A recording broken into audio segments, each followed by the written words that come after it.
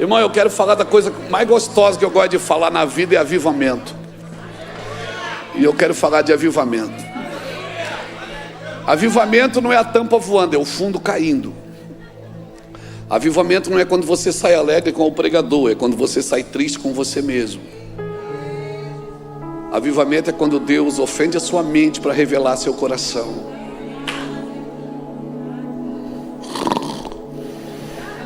Então diga para o irmão que está do seu lado: se você tem juízo, vai embora agora.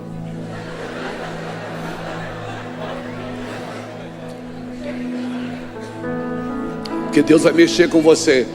Em um culto como esse, não é porque eu estou pregando, não, é porque tem um ambiente gostoso aqui. Num culto como esse, Deus mexe com as nossas estruturas e muda as nossas rotas. Foi num culto como esse que Deus me pegou um dia e mudou toda a nossa vida. E eu nunca mais servi para nada, a não ser fazer a sua obra e pregar o seu amor.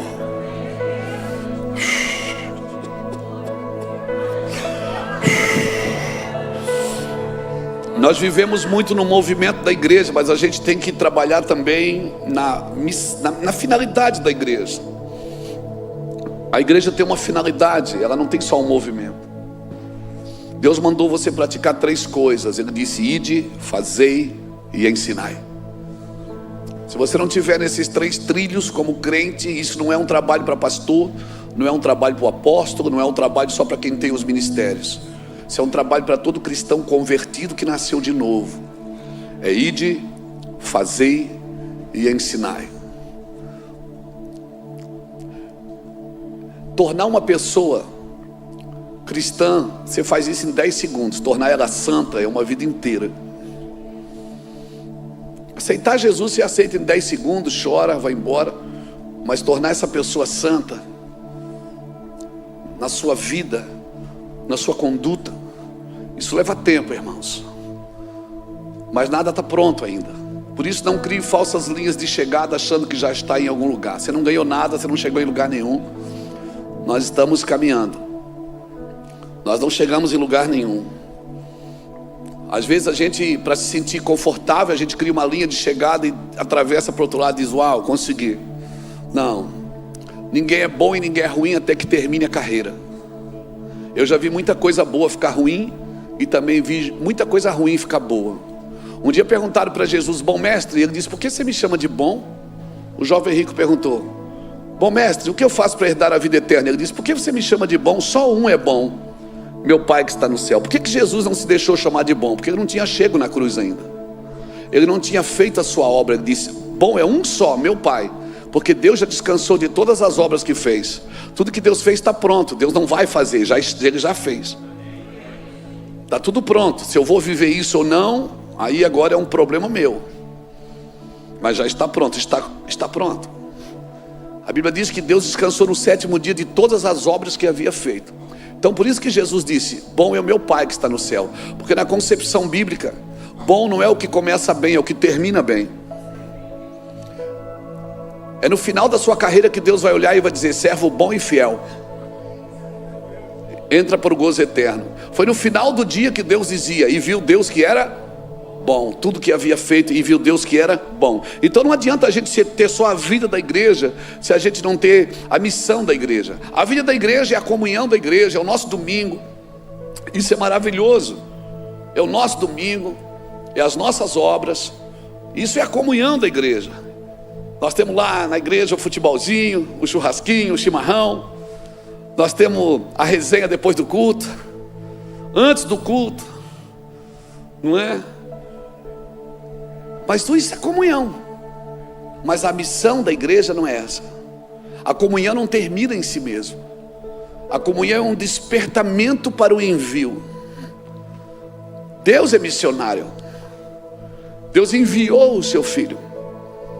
Nós estamos aqui porque fomos enviados. Nós não podemos ser absorvidos só pelas demandas que nós temos que fazer para Deus.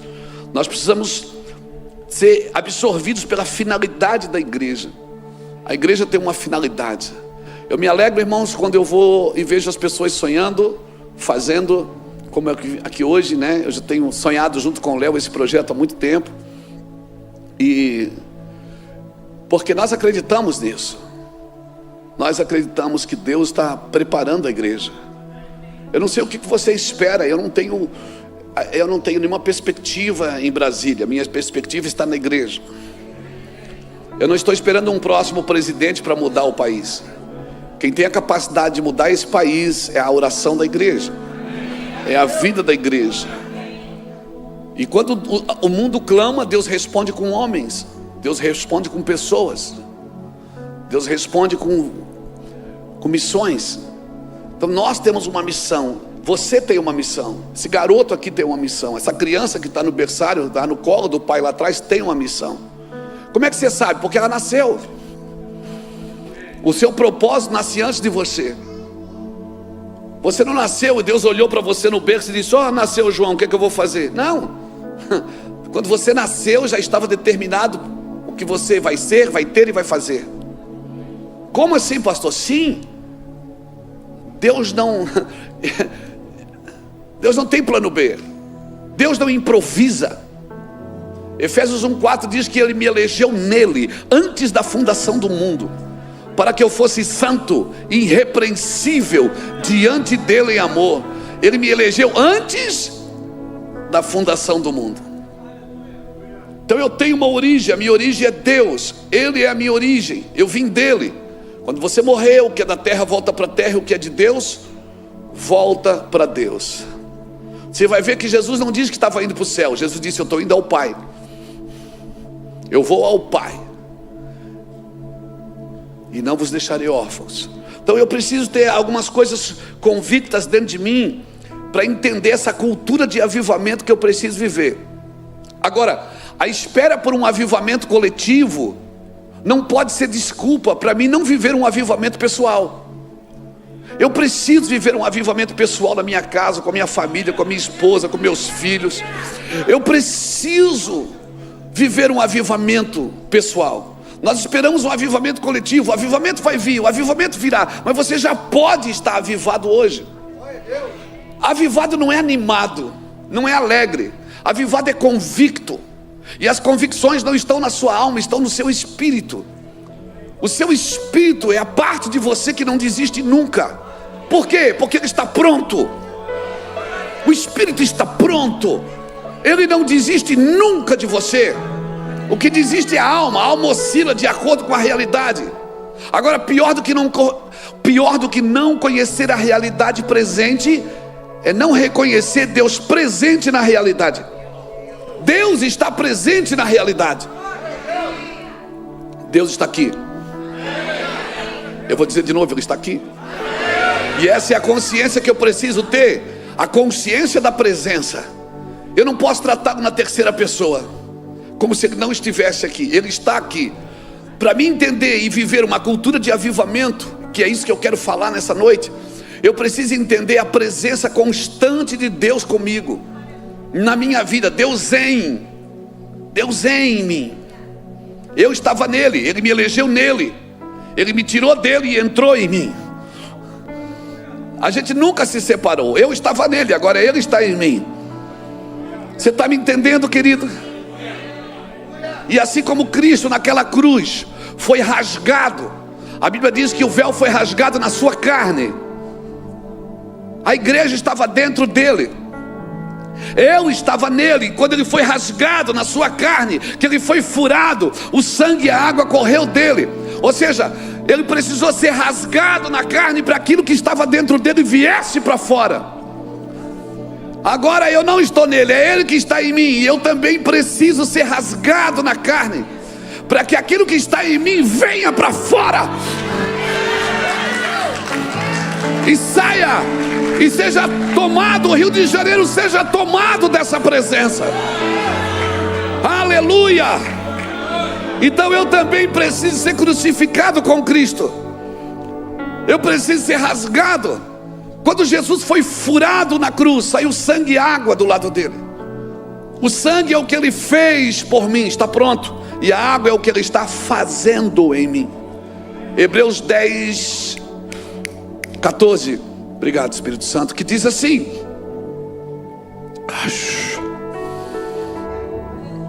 que com uma só oferta Ele aperfeiçoou para sempre os que vão sendo santificados. Então tem uma coisa que Ele já fez para sempre, está pronto. E outra coisa que Ele está fazendo em você. Então você já foi salvo, você é salvo? Você é salvo? Salvação não é o fim das coisas, é o começo delas. Salvação é o começo delas. Ele não quer Ele não quer só te salvar. Ele quer te usar. Ele não quer só te salvar. Ele quer te usar. E como é que eu sei que eu sou salvo? Pelo desejo que você tem de salvar alguém. Com a mesma paixão com que você salva. Se eu sou salvo, eu quero salvar. Se eu sou curado, eu quero curar. Se eu sou resolvido, eu quero ajudar a resolver. Aleluia. Sede firmes e constantes, Deus diz, sempre abundantes na sua obra, porque na sua obra, a sua obra não é em vão. O que você está fazendo virá para fora. Então não deixa essa cultura se perder, essa cultura de avivamento. Uma cultura de avivamento, ela cultiva o imprevisível e o inesperado. Se você quer viver o avivamento, se prepare para viver coisas imprevisíveis e coisas inesperadas. Deus vem e bagunça toda a sua organização. Eu sou um cara muito meticuloso, mas eu sou meticuloso demais. Você vai na minha casa, minhas camisas são tudo arrumadinha, pretinha, azulzinha, coloridinha, branquinha. Ninguém mexe nos meus livros, que eu sei quem mexeu. Como é que você sabe? Pelo jeito que deixou. Eu sei que alguém mexeu. Eu sou meticuloso demais. E como Deus me quebra, irmão. Porque não tem problema ser ordinário, ser organizado. O problema é que eu tenho que deixar um hiato no meio, para que Deus entre ali e bagunce algumas coisas na minha vida, que eu ainda estou no controle. Sendo assim, eu quero controlar a minha vida e a vida dos outros. Sendo assim, às vezes eu quero ditar as minhas normas, quando eu preciso me perder em Deus em algumas coisas. Eu não estou dizendo que você não tem que ser organizado. Eu estou dizendo que você tem que deixar um hiato no meio, para que Deus venha e faça do jeito dele. Avivamento é a soberania de Deus sendo estabelecida e a responsabilidade dos homens sendo praticada. Os homens têm responsabilidade, então eles praticam. Isso é sinais de avivamento. E a soberania de Deus, Deus é soberano e ponto final. Ele é tudo em todos. Eu não tenho que achar. Achar é a mãe de todos os erros. Eu preciso ter convicção, eu preciso saber. A igreja primitiva, irmãos, eu preciso entender que avivamento não está num lugar, está em alguém. A igreja primitiva, onde colocava ela, tinha avivamento. Se botasse ela debaixo de uma árvore, tinha avivamento. Se botasse elas na catatumbas tinha avivamento. Se botasse ela no deserto, tinha avivamento. Porque o avivamento estava com eles, na cadeia, debaixo da árvore, no barco, na praia. Por quê, pastor? Porque avivamento não está no lugar. Deus não mandou você procurar um lugar abençoado. Ele disse: "Se tu uma bênção". É você que tem que ser uma bênção. O lugar se torna abençoado porque você está lá ou não. Onde Jesus chegava, tinha gente salva, tinha gente curada, tinha gente transformada. E nós estamos procurando um lugar de avivamento. Quando nós começamos a viver lá em Itajaí algumas manifestações de avivamento, algumas ideias surgiram. O pessoal dizia: "Pastor, por que você não coloca aqui na porta da cidade, cidade do avivamento?" Eu disse: "Não, Deus não fechou monopólio com ninguém. Deus não fechou monopólio com nenhuma denominação, com nenhuma igreja, com nenhuma cidade. Deus é tudo em todos." Aleluia. A igreja de Filipe não viveu avivamento, mas a cadeia de Filipe tinha avivamento. Paulo estava lá na cadeia, nós estivemos lá na cadeia de Filipe, lá na Grécia, na Macedônia. Então essa é a igreja do Senhor. Agora, sabe o que eu vejo nesses dias? As pessoas estão confundindo maturidade. Elas acham que estão maduras, mas muitos não estão maduros, estão morno. E o morno é perigoso, porque o morno, ele não é o quente, ele não é o frio que está esquentando. Ele é o quente que está esfriando. Então eu quero te convocar e eu quero te provocar. Você precisa provocar isso na sua vida. Você precisa provocar isso na sua vida. Ah, mas é o meu jeito. Não, então perca o seu jeito. Você precisa ser avivado. E avivado não é exaustivo. Eu não estou dizendo que você tem que ser animado. Eu estou dizendo que você tem que ser convicto daquilo que Deus tem na sua vida. Porque a pior coisa que pode acontecer para uma pessoa é ela não reconhecer o que ela tem. Ela não reconhecer o que ela carrega. A pior coisa que pode acontecer para uma terra é ela não reconhecer o que ela tem. Lucas capítulo 19, versículo 42 a 44, Jesus diz isso. Ó Jerusalém, Jerusalém, quantas vezes eu quis te juntar como a galinha junto os seus pintinhos e não quiseste. Ó Jerusalém, você não entendeu o dia da sua visitação. Coisa terrível é quando Deus passa várias vezes e a gente não entende, nós estamos distraídos. Talvez esse seja o pecado da nossa geração, a distração. Nós estamos tão distraídos com tantas coisas. Marta, Marta, Marta, tu estás distraídas com muitas coisas.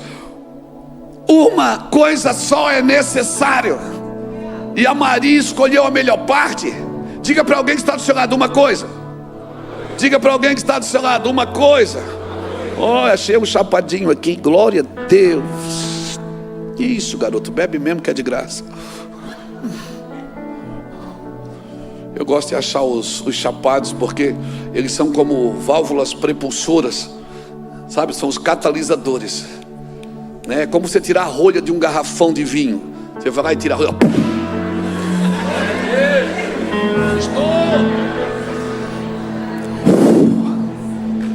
Você tira a rolha, aquilo vem para fora. Se prepare. Vamos beber aqui hoje, irmãos, em nome de Jesus. Quantas vezes eu quis te juntar como a galinha junto seus pintinhos. Mas a gente é pessoas de muitas coisas. Uma coisa só é necessário. Uma coisa só é necessário. Um homem de uma coisa só, todas as outras coisas vão encontrar o lugar delas na sua vida. Quando você é homem de uma coisa só, todas as outras coisas elas acham o lugar delas na sua vida. Marta, Marta, você está ocupada com muitas coisas. Uma coisa só é necessária, e a Maria escolheu a melhor parte.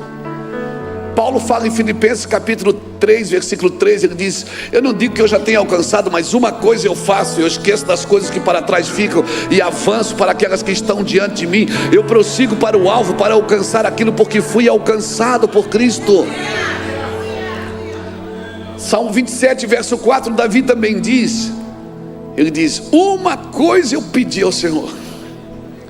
E templa, você vai ficar um crente chato, que você quer aprender e quer ensinar uma coisa para os outros que você não experimentou. E quando você quer ensinar uma coisa que você não provou, você fica xarope, chato. Por quê? Porque Deus não se informa, se transmite. É vida, é transferência de vida. Aleluia, aleluia. Oh meu Deus.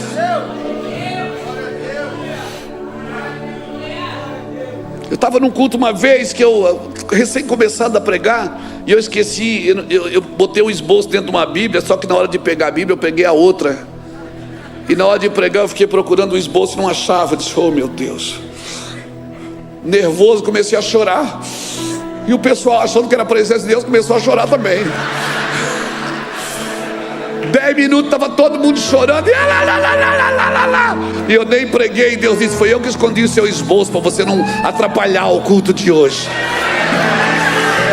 Foi eu que escondi seu esboço para você não me atrapalhar. Ei, o culto é dele, não é nosso. Deixa ele fazer o que ele quiser. Deixa eu te falar uma coisa. A pior coisa que pode acontecer é você não reconhecer o que você tem, o que você carrega, o que Deus te deu, o que Deus colocou em você. A vida dele Ele colocou em você. Deus te capacitou com intelecto, com emoções, com vontade, e pegou a chave da sua vontade e entregou na sua mão e disse: ó, a vontade foi eu que te dei, mas ela é sua, você faz dela o que você quiser. O Deus que tem tudo não tem você, se você não se entregar. O Deus que tem tudo não tem a sua vontade. Por isso que ele diz: filho meu, me dá o teu coração. Vamos ler a Bíblia, que nós não lemos a Bíblia ainda, irmão. Glória a Deus. Eu também. Porque o povo estava dentro do... O povo estava dentro do templo, orando: vem Messias, vem Messias. Hoje Deus manda o Messias. E o Messias entrando no burrinho, e ninguém viu. Eles não viram o Messias, porque a gente tem o hábito de querer esperar as coisas do nosso jeito. E Deus não vai vir do seu jeito, Ele só vem do jeito dele. Só tem uma maneira de Deus te usar quando você não usa Ele. Deus só pode te usar do jeito dele, não do seu. Abre sua Bíblia comigo. Meu Deus, aonde? Será que eu peguei a Bíblia errada de novo? Lucas 24.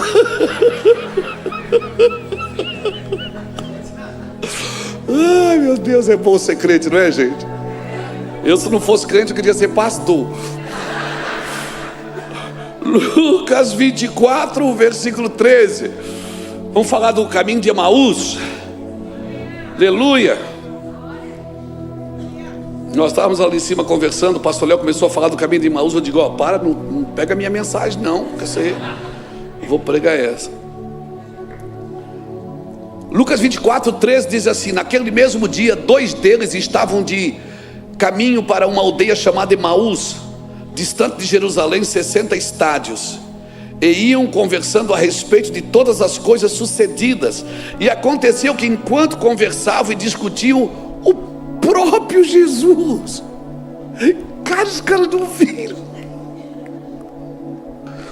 o próprio Jesus se aproximou e ia com eles. Os seus olhos, porém, estavam como que impedidos de reconhecer. É isso que a frustração faz com você. Quando você espera um resultado que não veio, de um jeito que você queria e não veio, você frustra para todas as outras coisas. Frustração é esperar um resultado que não veio. E esses caras aqui estavam frustrados, estavam como impedidos de o reconhecer. Então lhe perguntou Jesus: o que é isso que vos preocupa? E de que ides tratando à medida que caminhais? E eles pararam entristecidos. Um, porém, chamado Cleopas, respondeu dizendo: és o único, porventura, tendo estado em Jerusalém, que ignoras as ocorrências desses últimos dias? E Jesus ainda instiga. Jesus diz: qual? Esse Deus não é gente, né?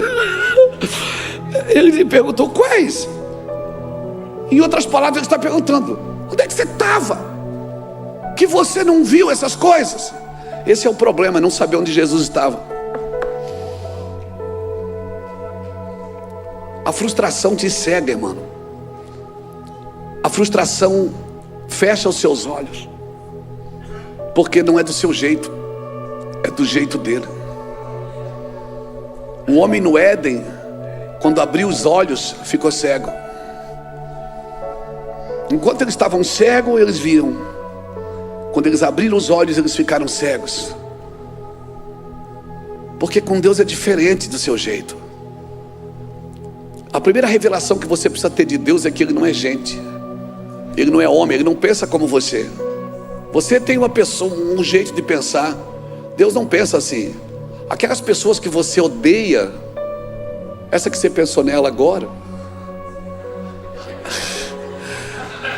Deus ama elas. Deus não tem problema com elas, quem tem é você. Deus não tem problema. Quem tem problema com essas pessoas é você. Deus queria que você salvasse elas, mas você está de mal. Você ficou de mal. Era para você ajudá-las, mas você ficou de mal. Então Deus não tem problema, irmãos. Na realidade, Deus não tem problema com o pecador, com o pecado. O pecado Deus perdoa. Deus tem problema com o engano,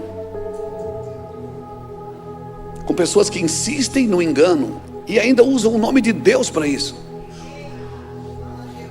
Ele fala: E lhes perguntou quais, e explicaram o que aconteceu a Jesus, o Nazareno. E o Jesus ali, o ressuscitado, estava no meio deles, irmãos, conversando com eles e perguntando. E eles estavam cegos e não viam. O que aconteceu a Jesus, o Nazareno, que era varão profeta, poderoso em obras e palavras diante de Deus e de todo o povo, e como os principais sacerdotes e as nossas autoridades entregaram para ser condenado à morte e o crucificaram. Ora, nós esperávamos que fosse ele que havia de redimir Israel, mas depois de tudo isso, e já este é o terceiro dia desde que tais coisas sucederam, é verdade também que algumas mulheres que estavam conosco nos surpreenderam tendo ido de madrugada ao túmulo e não achando o corpo de Jesus, voltaram dizendo terem visto numa visão de anjos, os quais afirmam que ele vive. De fato, alguns dos nossos foram ao sepulcro e verificaram a exatidão do que disseram as mulheres, mas não viram. Então lhe disse Jesus: ó nécios e tardos de coração, para crer tudo o que os profetas disseram, porventura não convinha que o Cristo padecesse e entrasse da sua glória? E começando por Moisés, discorrendo em todos os profetas, expunha-lhes o que seu respeito constava em todas as escrituras. Jesus disse assim: gente, vocês não leram? Por acaso vocês não leram que isso tinha que acontecer, seus nécios? Meu Deus, eles tinham as escrituras que profetizavam, a Torá dizia sobre o Messias. E Jesus disse: eu estou aqui no meio de vocês. Ele não se revelou, mas disse: nécios, vocês não leram? E mesmo assim, irmãos, os olhos deles não se abriram. Quando se aproximaram da aldeia para onde iam, fez ele menção de passar adiante, mas eles constrangeram, dizendo: fica conosco, já se faz tarde. E entrou para ficar com eles. E aconteceu que quando estavam à mesa, tomando ele o pão, abençoou e tendo partido lhes deu. Então lhe abriram os olhos e reconheceram, mas desapareceu da presença deles. E disseram uns aos outros: porventura não nos ardia o coração quando ele pelo caminho nos falava, quando nos expunha as escrituras? E na mesma hora, levantando-se, voltaram para Jerusalém, onde acharam reunidos os 11 outros com eles, os quais diziam: o Senhor ressuscitou e já apareceu a Simão. Então os dois contaram o que lhes acontecera no caminho e como fora por eles reconhecido no partir do pão. Cara, esse texto para mim é um dos mais fantásticos das Escrituras. A palavra era: não saia de Jerusalém até que do alto seja revestido. A promessa é: fica ali, não foge, não sai. Eles saíram, Jesus apareceu para devolver eles para o propósito. Porque quando você sai do propósito, você não enxerga mais, irmão. Quando você sai do trilho, e vou te falar, você não precisa sair da igreja para desviar. Se você sair da missão, você já desviou. E esse é o problema, que tem muita gente desviada da missão que está na igreja. E porque está na igreja, acha que não precisa de cura, não precisa voltar ao Senhor. Esse é o problema de Laodiceia. Laodiceia, a palavra Laodiceia, ela vem de laudic, que quer dizer quando o leigo fala. Isso é Laodiceia, é quando o leigo está falando. E hoje muitas pessoas têm que falar, mesmo não tendo nada para dizer. Nós estamos carregados de informações acerca de Cristo. Talvez esse excesso de informações vulgariza a informação, vulgariza o propósito.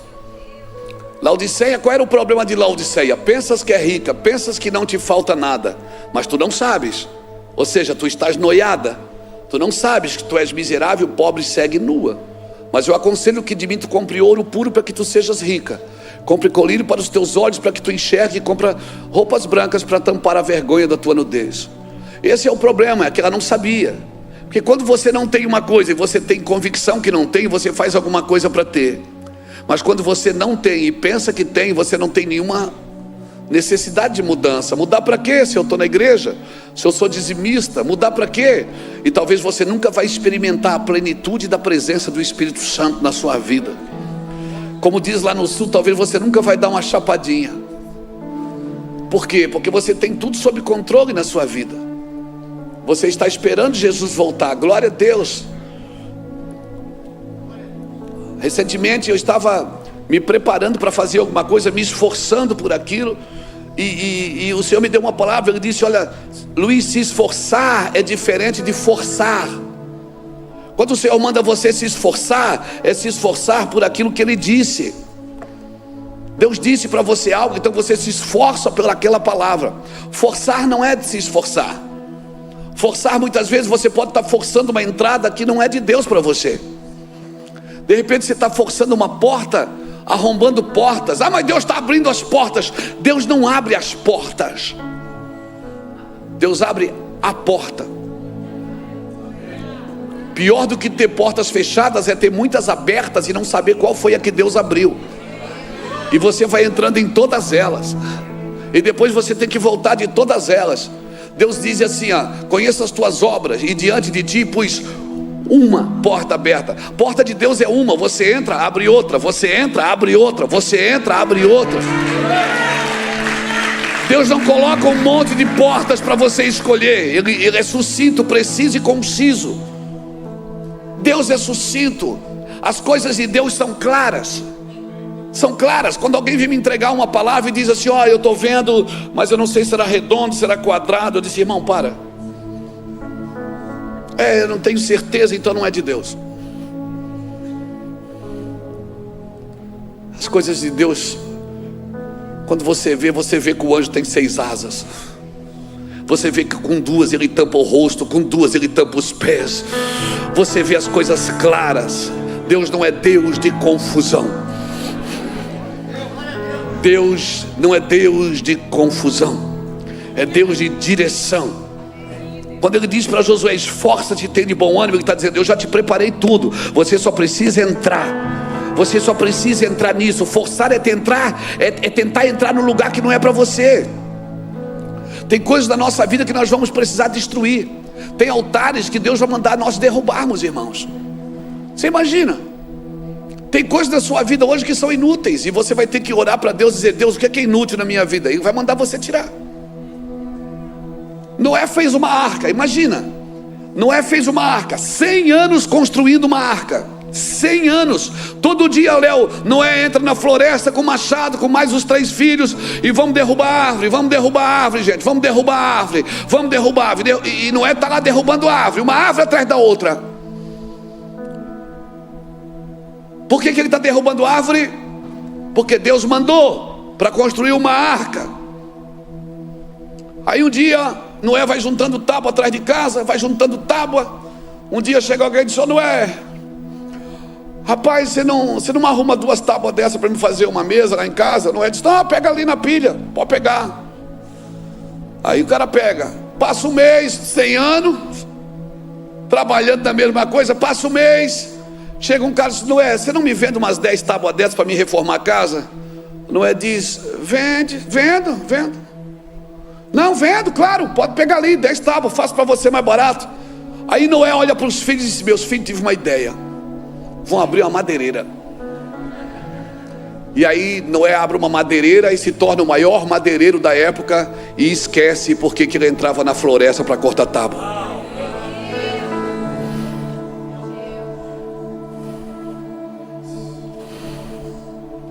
Pegou?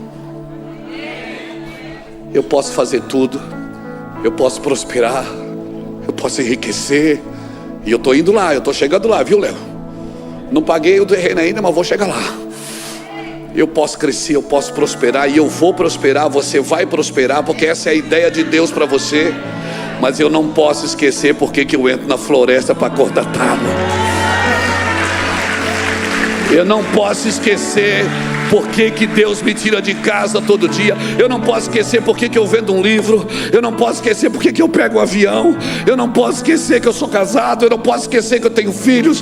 Eu não posso esquecer que eu tenho um ministério. Eu não posso esquecer que o meu coração está queimado por Ele. Eu não posso esquecer dessas coisas, irmãos, porque daqui a pouco eu também vou estar vendendo tábuas.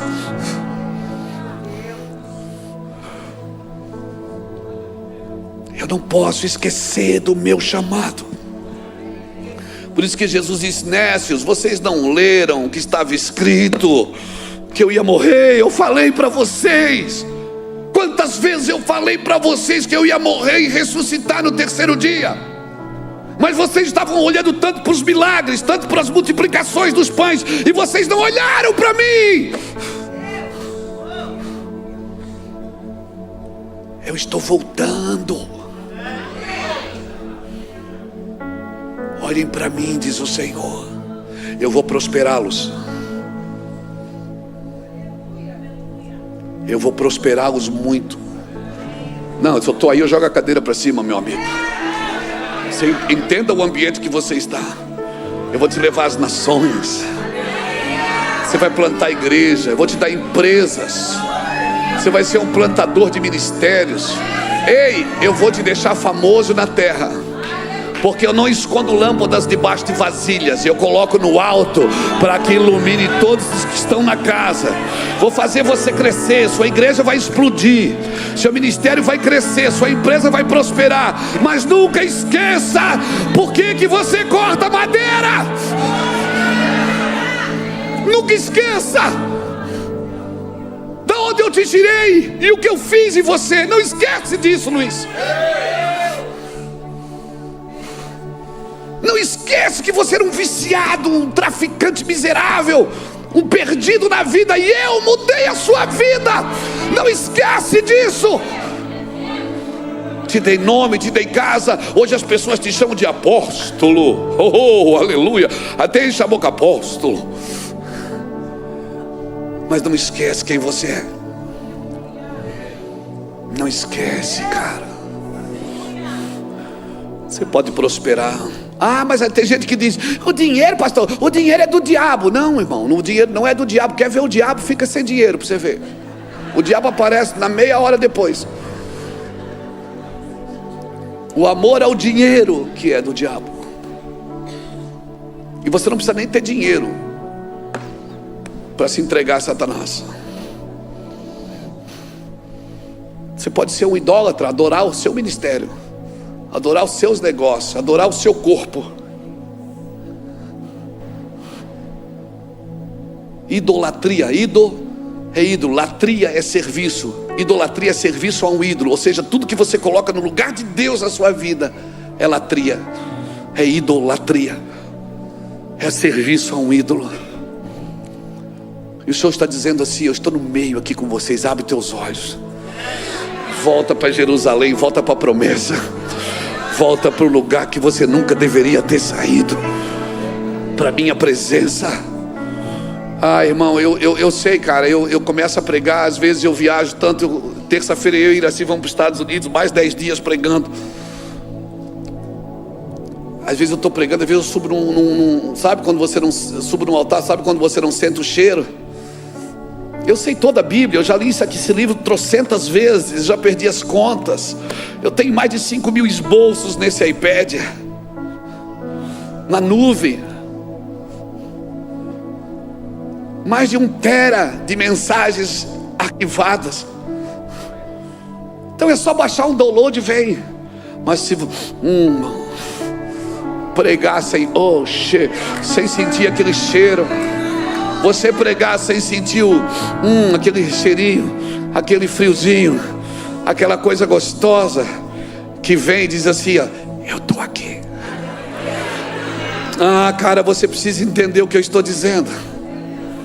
Não põe no piloto automático a sua vida. Celebre cada detalhe das Escrituras. Celebre cada vida com Deus, cada culto. Celebre uma alma que você ganha no ano. Celebre tudo. Aleluia. Celebre o pão da mesa. Ah, agora você tem bastante comida, não precisa mais orar. Não, continue orando quando você só tinha um sanduíche. Oh Deus, obrigado pela fartura. Meu Deus, eu não sei nem o que é isso, eu vou comer agora.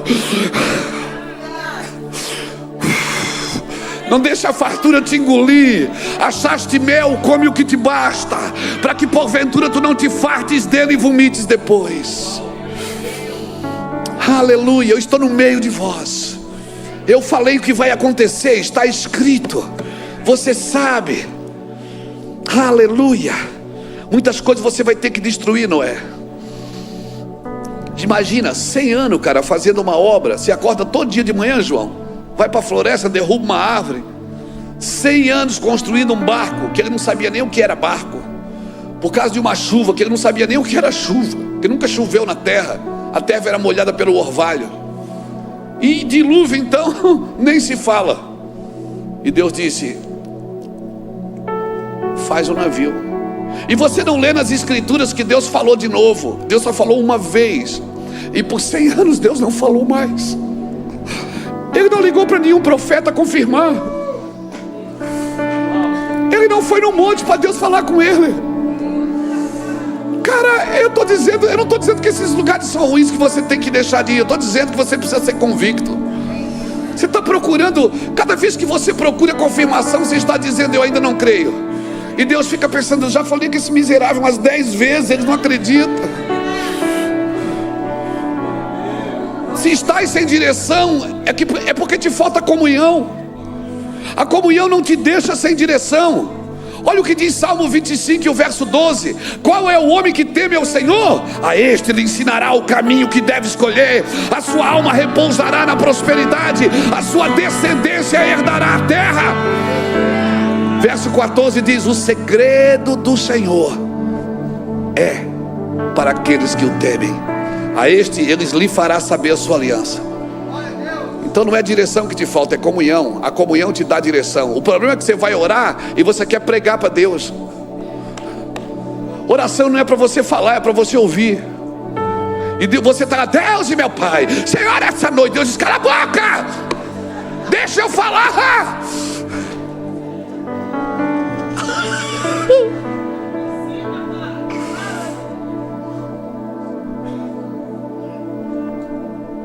A palavra ouvir no hebraico, ela significa chamar, e obedecer também é chamar. Não tem duas traduções, é uma tradução só, para ouvir e obedecer.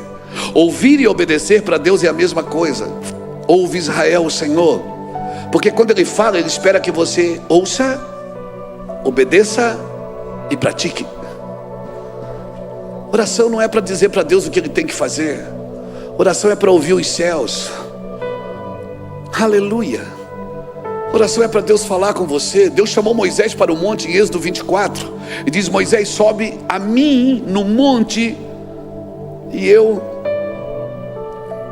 te mostrarei o que vai vir.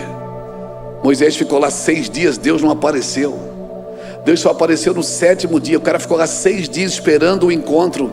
Imagina, Deus estava esperando toda a alma de Moisés baixar, Moisés ficar quieto, Moisés parar. Quando Moisés parou, não tinha mais nenhum sentimento, nenhuma emoção. Deus veio e falou. Quem sabe é isso que o Senhor está esperando? Está esperando você sossegar. Aquietai-vos e sabei que eu sou Deus. Eu serei exaltado entre as nações, eu serei exaltado sobre a terra. Fica quieto, para de falar. Oh meu Deus.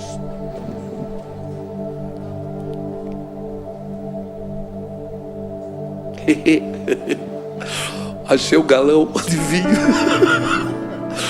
Fica quieto, deixa Deus falar, deixa Deus fazer. Para de lutar, aquieta-te e saber que eu sou Deus. Fica quieto, deixa Deus fazer. Mas nós não. Nós queremos dar resultado quando Deus quer que a gente dê fruto. Obrigado. Não é para dar resultado, é para dar fruto. Fruto. Deus não está procurando seus resultados, Deus está procurando o seu fruto. Aí Jesus está passando com fome. Jesus também se alimenta de você. Ele está passando com fome, ele olha de longe, vê uma figueira cheia de folhas. E a Bíblia é clara, a Bíblia diz assim: não era tempo de figos. Mas ele olha, ela está cheia de folha, ele chega perto. Quando ele chega perto, não tem fruto. Mas tinha folha. Não tem fruto. Agora ela tinha a obrigação de dar fruto? Não, porque não era tempo de figo. Mas Jesus ficou com raiva e secou ela. disse: não nasça mais fruto de ti. Jesus ficou com raiva. Por quê? Porque não tinha figo? Não, é porque não tinha figo, mas tinha folha. A folha anunciava que tinha figo. Quando ele olhava de longe, tinha folha. Quando ele chegou perto, não tinha fruto. Quantas pessoas você conhece que olhando de longe tem folha, mas chega perto não tem fruto? Você não tem que dar fruto se não está na tua estação. Espera a tua estação. Tá, mas se não estou dando fruto, o que é que eu faço? Celebra alguém que já está dando fruto, para quando você dá fruto, alguém te celebrar também. Então peraí, então eu não preciso dar fruto agora? Não, mas não mostre folha. Mostrar folha, mostrar uma coisa que você ainda não tem. Espera ter, vai chegar a sua estação. Quantas vezes eu sentei na frente de pregadores e eu dizia assim: Deus, deixa eu pregar, eu prego muito melhor que isso aí. Eu falava, Deus dizia: não é a tua estação, não é o teu tempo. Não mostra a folha. Fala para Jesus: Senhor, eu ainda não tenho fruto. Ele vai dizer: fique tranquilo, filho, você vai dar fruto. Apenas fique grudado aqui na figueira, na videira. Fica grudado em mim, porque você vai frutificar na estação própria, e o seu fruto vai permanecer, e você vai dar fruto na hora certa. Na hora certa você vai dar fruto. Amém, amém, amém. Glória a Deus. Charles casou com a minha filha, a Bruna Caroline. Charles já trabalhou comigo na editora, já trabalhou em tantos lugares, já fomos para a África junto. E eu olhava assim, eu dizia assim: cara, não está dando fruto ainda. Mas eu não forçava a barra, esperava. Reuel viajava comigo. Eu olhei um dia para trás e disse: Reuel, acho que está na hora de você voar, cara. Reuel está viajando o mundo com a sua esposa. Nós vamos agora para País de Gales em junho, fazer uma conferência lá onde Evans Robert pregava.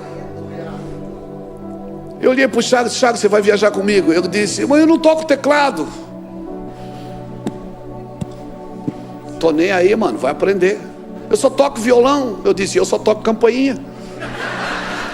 Ensino. 2 semanas aprendeu 3 notas. Dó, dava dó de ouvir. Mi, misericórdia. E lá para longe do tom. E tá aí, ó, dando fruto, né, bebê? Por quê? Porque quando chega o seu tempo, você não pesca, é o peixe que pula dentro da rede. Você está lá tentando, pescando e não pega nada. Daí Deus diz assim: agora vai lá, porque agora eu estou mandando. Você vai agora debaixo de uma palavra. Espera o seu tempo, você vai chegar no tempo certo. Não fuja do lugar da promessa. Não fuja do lugar da promessa. Irmãos, eu nasci em igrejas que o pastor me ofendia, me machucava. Eu nasci em igrejas que nós éramos feridos, machucados. O pastor olhava para mim e dizia: você não sabe fazer nada. Eu baixava a cabeça, ficava quieto, à vontade de... Eu aprendi uma coisa: para não ficar virado, eu falava em línguas. Você que fica irado com a sua esposa, não briga mais com ela só hora. Isso. Lá em casa é uma festa. Aí assim fala: oh, mulher da vida, oh, te amo, mas sai daqui agora, aleluia. Pronto, deu tudo certo. Oh, terra!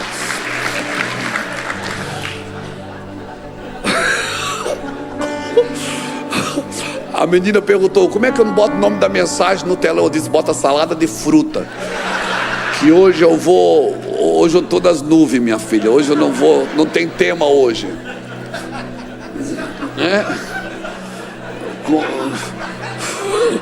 Ela disse: o senhor tem um tema para nós botar na tela? Eu disse: bota lá o tombo do leão dourado, alguma coisa assim. Eu sei lá o que eu ia pregar hoje.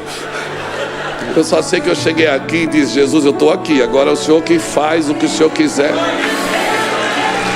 Se prepare para derrubar altares da sua vida. Se prepare, Deus vai chocar você nos próximos dias. Noé passa 100 anos construindo uma arca para usar 1 ano só. 1 ano, Eliasson. Ele passou 100 anos fazendo a mesma coisa. Não precisou de confirmação nenhuma. Ninguém precisou ir lá. Ele não fez nenhuma campanha de nada. Ele foi e obedeceu. E os filhos dele, eu fico imaginando que os filhos se pensassem assim: o papai não está bem. Eu fico imaginando que os filhos pensaram: meu Deus, o que é que meu pai está querendo fazer? Barco? O que é um barco, meu pai? Como é que o senhor vai fazer? Ele disse: não, eu tenho a planta. Mas de onde é que como é que o senhor fez isso? Não, eu não fiz, foi Deus que me deu a medida. E tem uma coisa interessante na arca de Noé, que Noé construiu, mas não dirigiu, porque ela não tinha leme. Tudo que você faz para Deus, você não dirige. Quem dirige é Ele.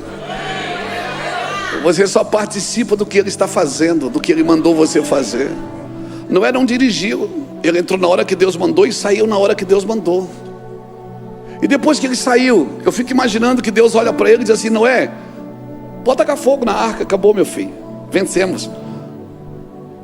Como assim? Acabou? Acabou, meu Noé, acabou. Não, mas eu não vou me desfazer da arca, foi Deus que me deu. Meu filho, taca fogo nisso aí. Não, mas o Deus que me deu as medidas, foi Deus que me deu. Eu sei que é muito difícil soltar algumas coisas que foi Deus que te deu.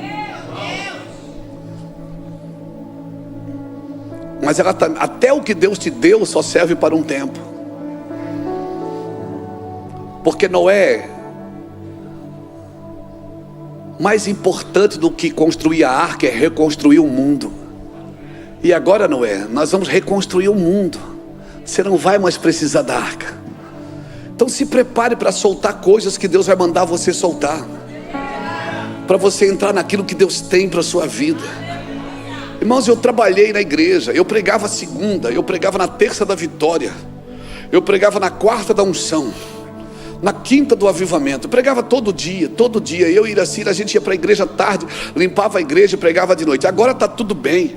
Agora a igreja está crescendo. Tem 3 cultos no domingo. Gente que vai na rua porque não vai embora porque não consegue entrar nas 3 reuniões. Agora compramos o terreno, estamos pagando, só estamos esperando o Léo ir lá de novo. E o irmão que quitou o terreno. Estamos esperando. Estamos lá. O Brasil inteiro vai lá. Sábado eu me reúno com mais de 1.500 pastores. Sábado agora. Todo primeiro sábado do mês há 20 anos. Agora que está tudo pronto, Deus me tira de casa e me leva para as nações. Agora que eu podia 58 anos, ir assim com 57, a gente pode dar uma descansadinha. Agora Deus diz: não, pai, está só começando. Eu digo: Senhor, ele diz: não é, começou a arca com 600 anos, meu filho, descansa, está tudo certo. Diga: agora que está tudo pronto, que as pessoas vão lá, que eu quero estar em casa, que eu tenho uma sala, um escritório, e agora eu tenho. E Deus me tira de casa, porque Deus só te dá aquilo que você estiver disposto a devolver. Deus não te dá nada para você. Na realidade, Deus não te dá dinheiro, Ele te confia recursos. Deus te confia recursos. Deus não te dá dinheiro, Deus não te dá fama. Deus te confia lugares, ambientes de autoridade. Ah, Deus está me exaltando. Ô pastor, como Deus está te exaltando? O que é a exaltação de Deus para você? Dar algumas coisas, dar algum dinheiro, deixar famoso, conhecido na internet? Isso não é a bênção de Deus, cara. Bênção de Deus é você entrar num quarto e Ele falar e você dizer: eis-me aqui, Senhor. É no meio da noite você ouvir o seu nome: Luiz. Ah, meu Deus, isso é a bênção de Deus. 8 bilhões de pessoas na terra e você ouve o seu nome. Isso é a bênção de Deus. Trocados algumas coisas. Não, irmãos, toda a glória humana é passageira. A vida do homem é como um sopro, mas aquele que faz a vontade de Deus, ele permanece para sempre. Jesus entrou no meio daqueles 2 caras e disse: voltem. Ele não disse, nem precisou, porque ele só partiu o pão. A oportunidade de Deus, ela vem sempre fantasiada de problema. A obra de Deus não terminou na cruz, irmãos, ela começou na cruz e ela continua através da igreja. Então não se preocupe, fique tranquilo. Pastor, mas eu queria ser pregador, mas eu não me acho adequado. Quem aqui gostaria de ser um pregador, uma pregadora, mas não se acha adequado, não tem, eu não me acho adequado? Para de procurar as palavras certas. Procure saber se a que você está falando são verdadeiras.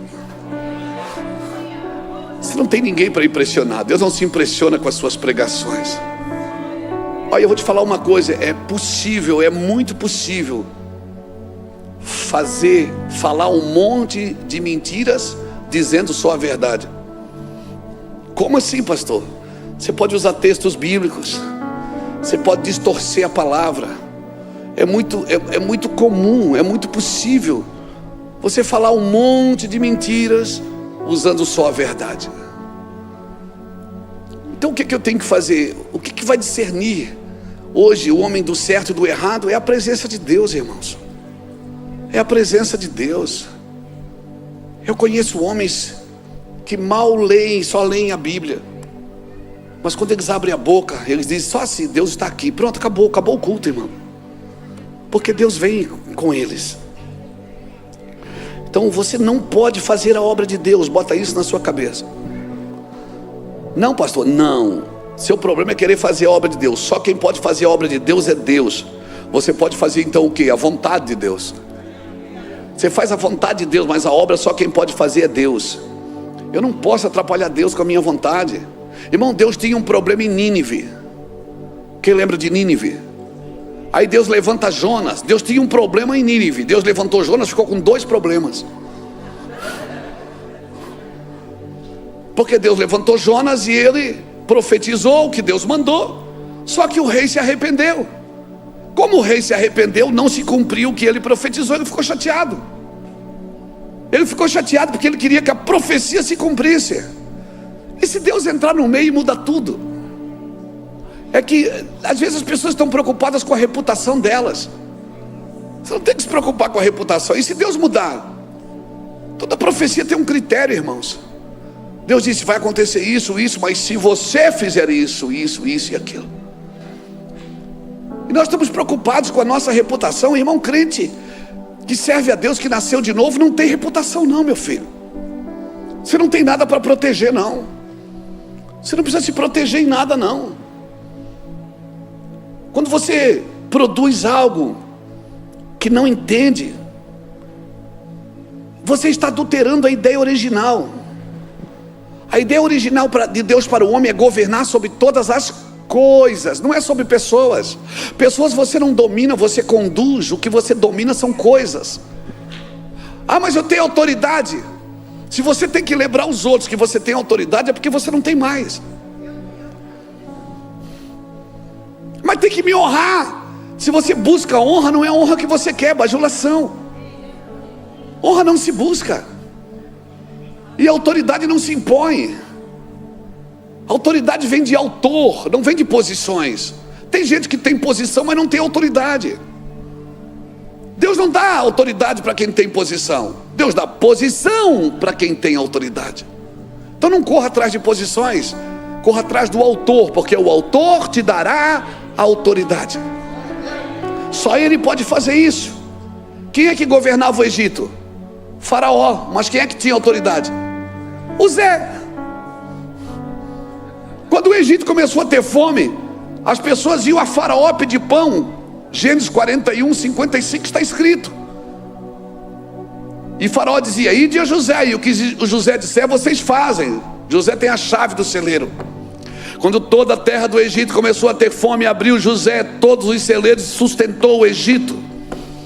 Oh meu Deus, no tempo de fartura, qualquer faraó pode governar. Mas no tempo de necessidade, só quem governa são homens de revelações. Homens e mulheres que andam com Deus, que têm revelações, são conduzidos pelo Espírito. Na Babilônia quem governava era Nabucodonosor, mas quem tinha autoridade era Daniel. Até leão jejuava com Daniel. Daniel abriu uma janela para Jerusalém e criou autoridade, e trouxe autoridade para a Babilônia.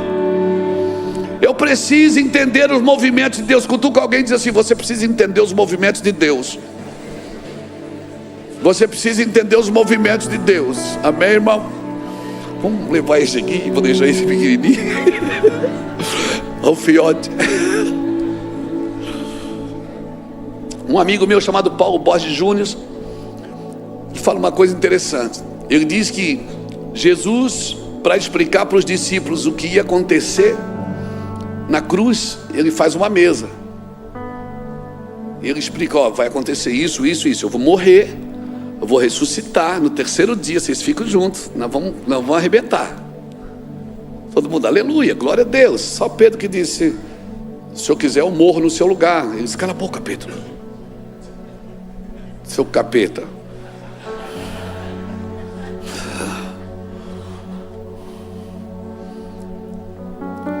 Irmão, Jesus foi para a cruz. Depois da cruz, os discípulos não entenderam nada, Serginho, o que aconteceu na cruz.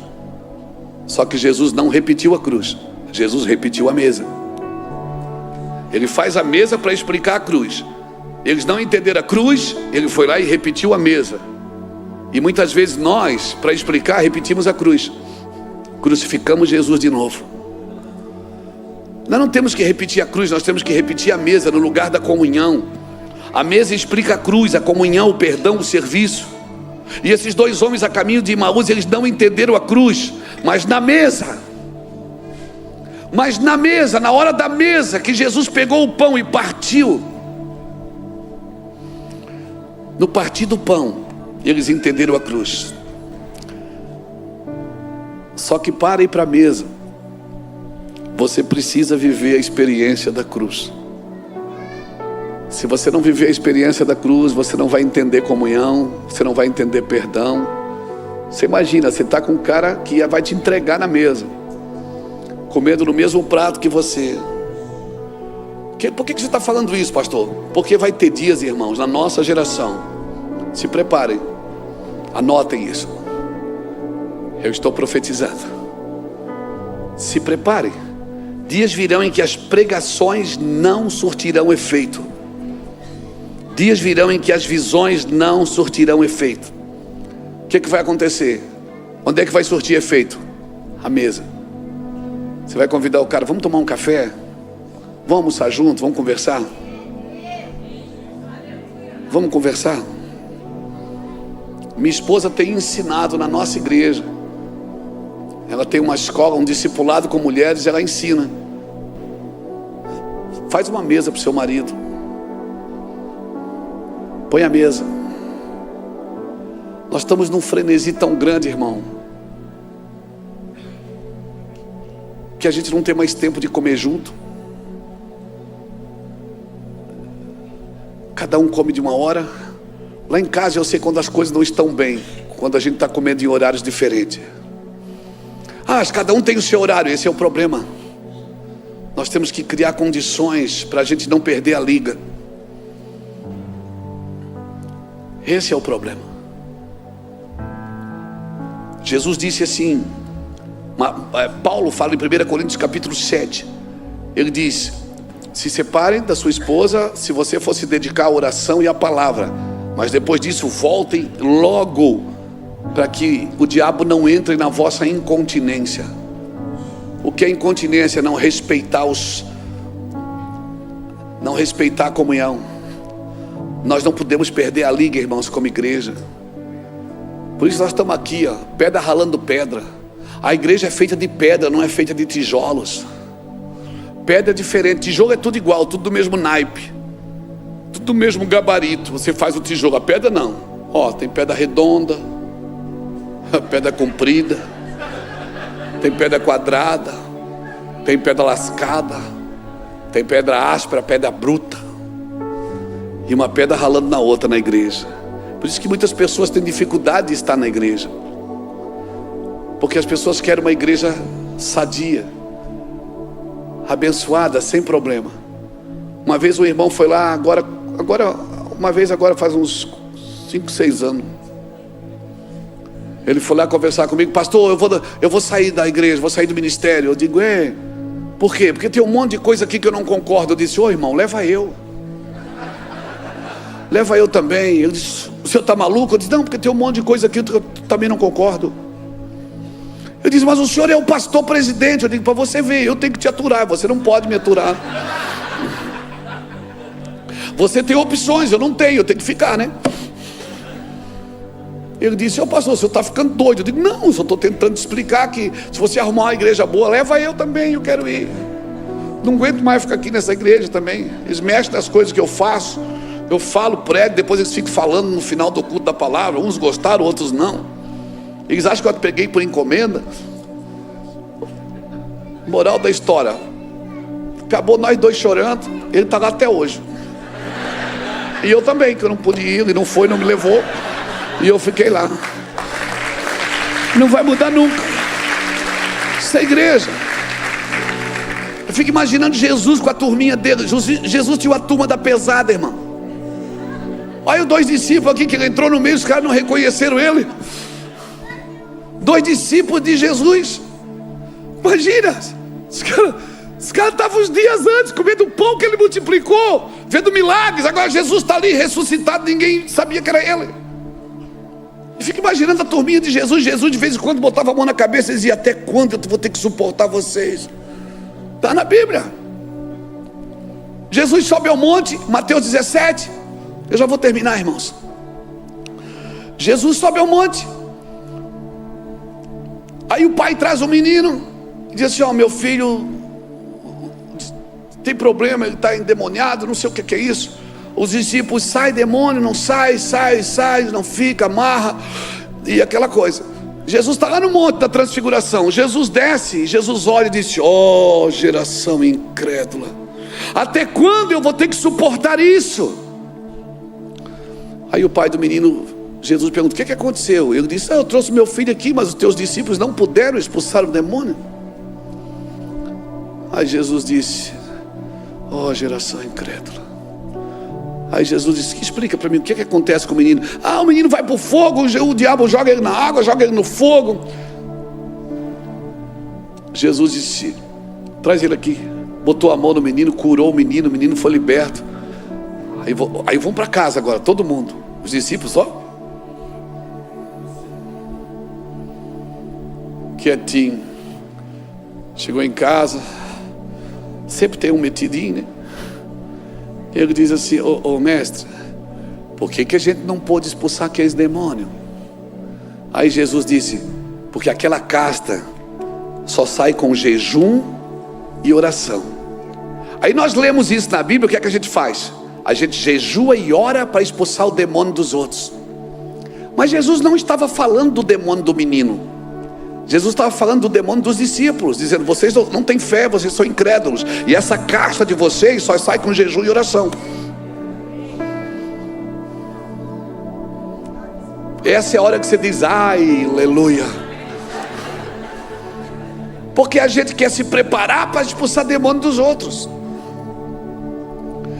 E muitas vezes, quando bate na nossa casa a dificuldade, a gente não tem fé o suficiente. A gente tem fé para, sabe, a gente tem fé para dizer para a tempestade: aquieta-te vento, acalma-te mar. Mas não tem fé para dormir no meio da tempestade. E Jesus está dizendo: eu estou no vosso meio. Vocês são a minha igreja, eu estou no vosso meio. Eu ando com vocês no partir do pão, eu ando com vocês na mesa. E você está saindo. E Jesus perguntou: o que vocês estão fazendo? Ele disse assim: onde é que você estava? Que só você não sabe o que aconteceu lá em Jerusalém. Se é comigo, eu ia dizer: seus mal acabados, eu estava na cruz morrendo por vocês, seu infeliz. Jesus ficou quieto, não falou nada. E eles estavam ali, irmãos, cegos. A frustração cega as pessoas. Pessoas incrédulas, elas são cegas, elas não conseguem ver coisas de Deus na vida delas. Irmão, vai para a mesa, se senta na mesa com Cristo. Deixa Ele partir o pão, deixa Ele botar na sua boca. Não saia da missão. Alguns de vocês hoje têm que voltar para a missão. Para a missão que Deus preparou para você. Eu tenho trabalhado com tanta gente, irmãos, e gente boa, porque isso não está no campo da maldade. Não são pessoas que fizeram más, para as outras pessoas. Não são pessoas más, não são pessoas que fizeram mal para alguém. São pessoas boas, mas que perderam o timing. Irmão, Jesus vem de uma maneira que você não está esperando. A minha oração hoje, eu termino essa mensagem dizendo para você, a minha oração hoje para você e para mim, porque eu também sou crente, é volte para a missão, volte para o lugar, não saia, não perca a paixão.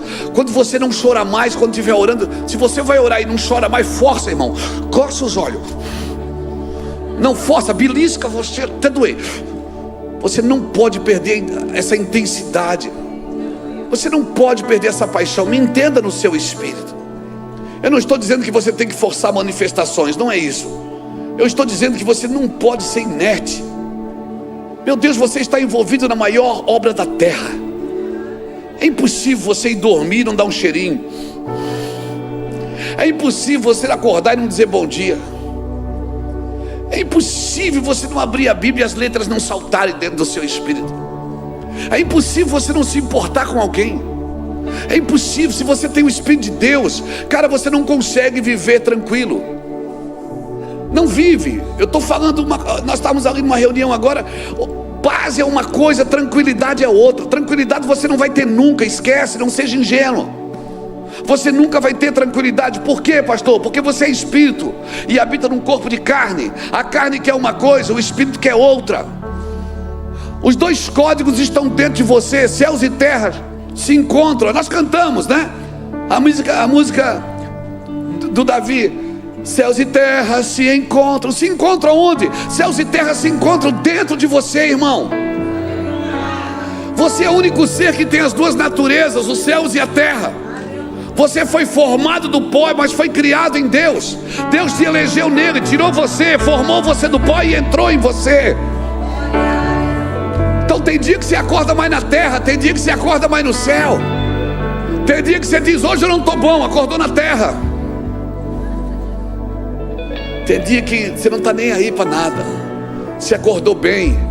E é normal, você é um ser normal, porque você tem as duas naturezas. Quando você acorda de manhã, você decide quem que te governa, se é o céu ou se é a terra. E quem me governa? Quem tiver mais alimentado.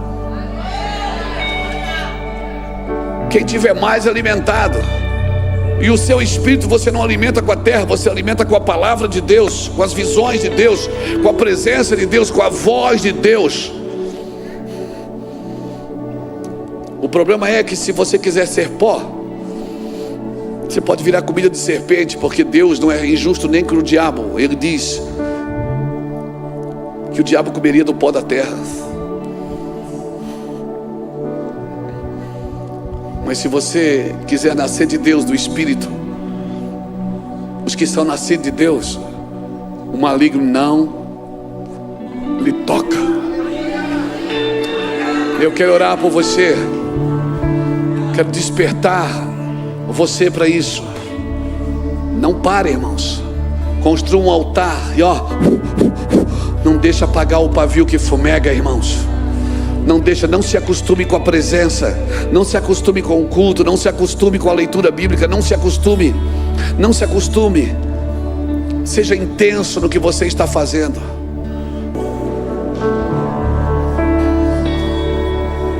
Aleluia, aleluia.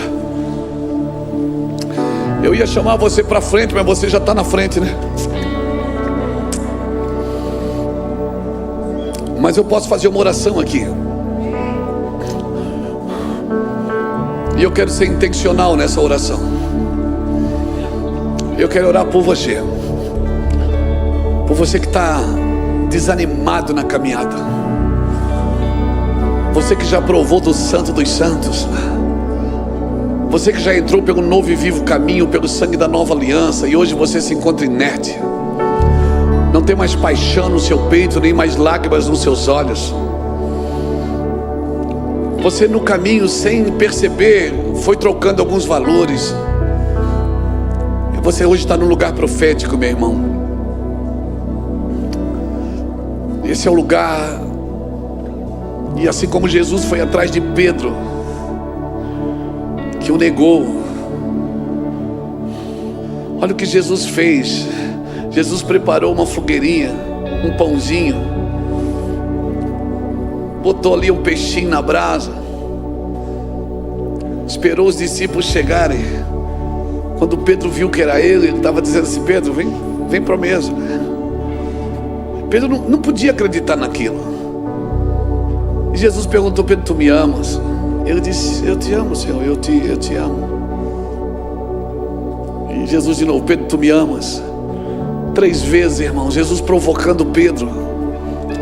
Jesus hoje está com o peixinho na brasa de novo, dizendo para você: você me ama mesmo?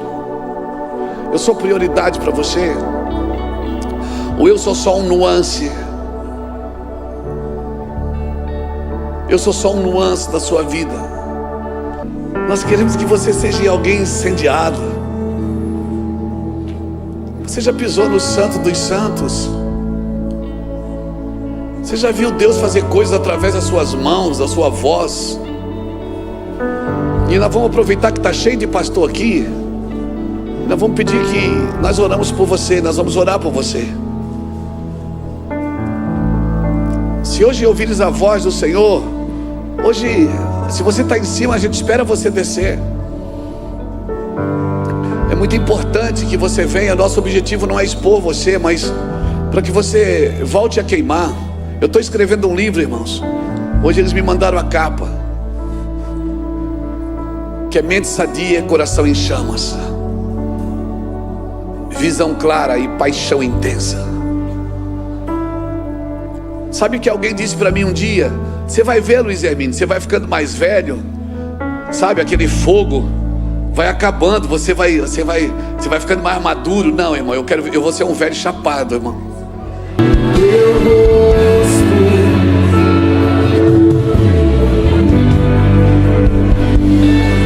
Sim, levante suas mãos, dê um aplauso lá no alto. Solta esse leão que está aí dentro. Solta. Jesus.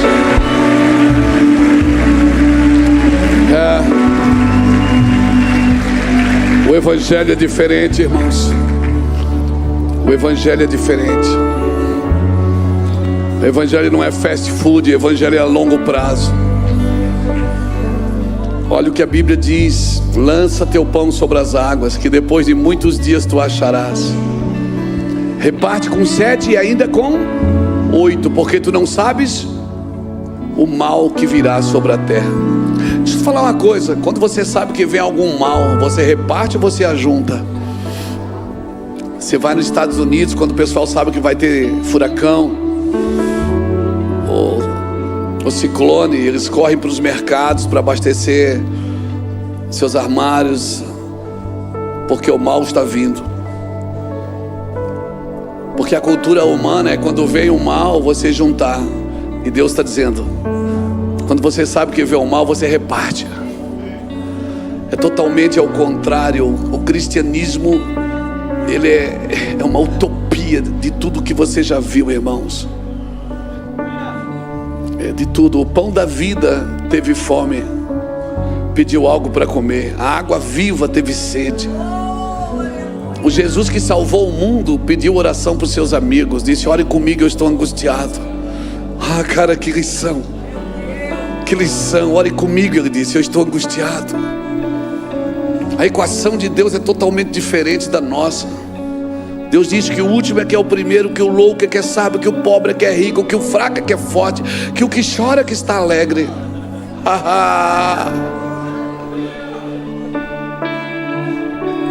Aleluia. Viva na equação do céu, querido. Pastor Léo, sobe aqui, me tira esse microfone, senão fica até... Aleluia. Foi um prazer servi-los nessa mesa, irmãos.